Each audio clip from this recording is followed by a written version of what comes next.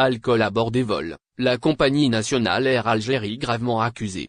La compagnie aérienne Actualité Nationale Air Algérie se retrouve sous les feux de la critique en raison de ses récents changements concernant la disponibilité de l'alcool à bord de ses vols internationaux.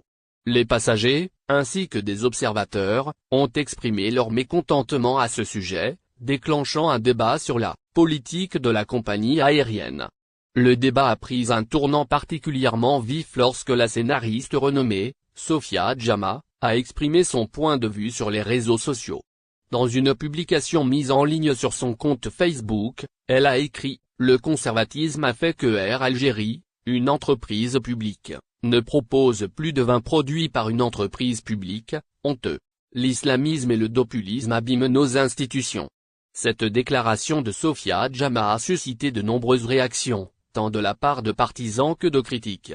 Certains estiment que le retrait de l'alcool à bord des vols est une mesure rétrograde, tandis que d'autres soutiennent la décision en la justifiant par des considérations religieuses et morales. Il est à signaler qu'il ne s'agit pas d'une mesure relative à la religion, mais plutôt d'une mesure visant à réduire les coûts d'exploitation. Cette décision a également été accompagnée d'une autre modification notable, les bouteilles d'eau en classe économique ont été remplacées par des gobelets. Il convient de noter que le retrait de l'alcool à bord des vols n'est pas exclusif à Air Algérie, car de nombreuses compagnies aériennes ont récemment modifié leur politique en matière de boissons alcoolisées pour diverses raisons, notamment la pandémie de Covid-19 et les contraintes budgétaires. Air Algérie, alcool, un Algérien de France enflamme la toile. Une récente publication au sein d'un groupe Facebook dédié à la diaspora algérienne en France a enflammé les esprits, suscitant un débat passionné autour de la quantité d'alcool qu'un ressortissant algérien résidant en France peut transporter à bord d'un vol Air Algérie en partance de Paris. Cette discussion, issue d'une simple question posée par un individu, a donné lieu à une série de réponses divergentes et parfois vives. L'Algérien de France à l'origine de cette interrogation a partagé son questionnement. Je me demande combien je pourrais transporter de bouteilles de vin lors de mon vol Air Algérie qui aura lieu au mois d'août, de Paris à Alger.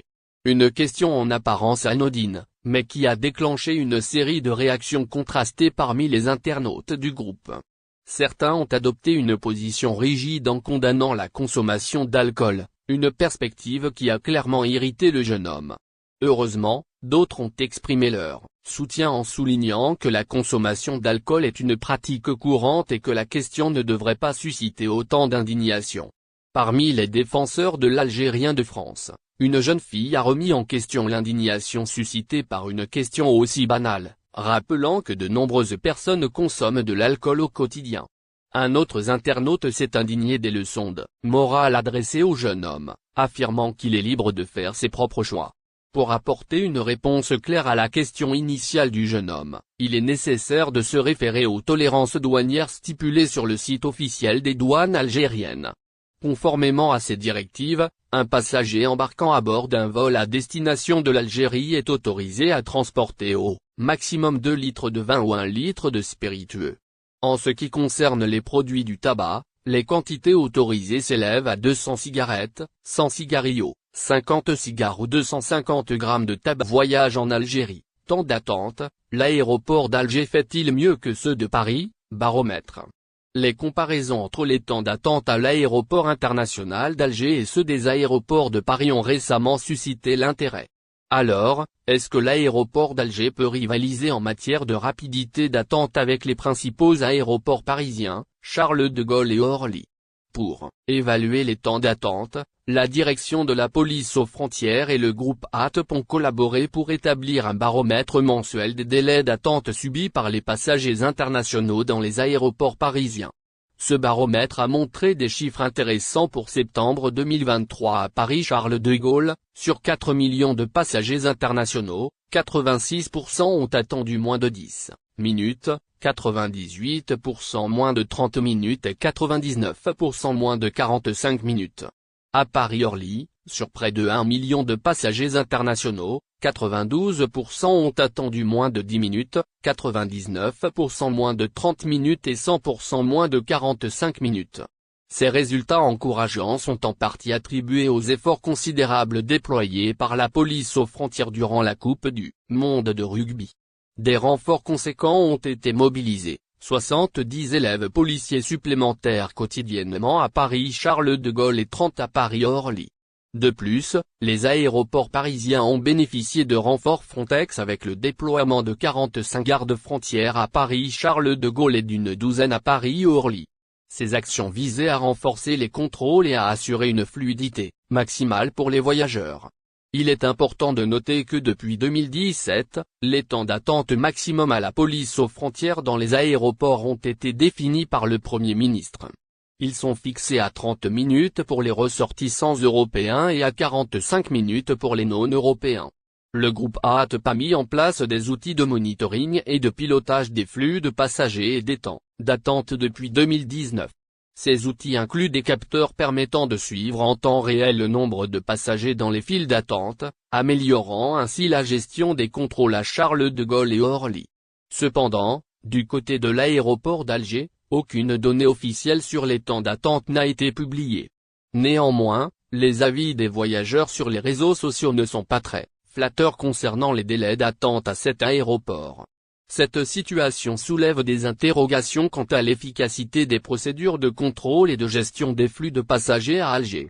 Il est indéniable que la réduction des temps d'attente est un enjeu crucial pour les aéroports. Alors que les aéroports parisiens affichent des progrès significatifs, l'aéroport d'Alger semble être confronté à des défis non négligeables en termes de rapidité et d'efficacité des contrôles aux frontières. Des efforts supplémentaires pourraient être nécessaires pour améliorer l'expérience des voyageurs internationaux qui transitent par l'aéro-retraite anticipée en Algérie. Le ministre de l'Emploi annonce du nouveau.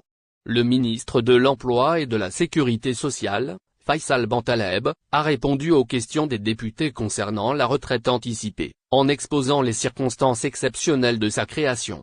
Au cours d'une séance parlementaire dédiée aux questions orales, le ministre a expliqué que la retraite anticipée a été instituée dans des conditions particulières et pour une période déterminée. Il a souligné que les conditions de ce régime de retraite exceptionnelle sont actuellement inexistantes.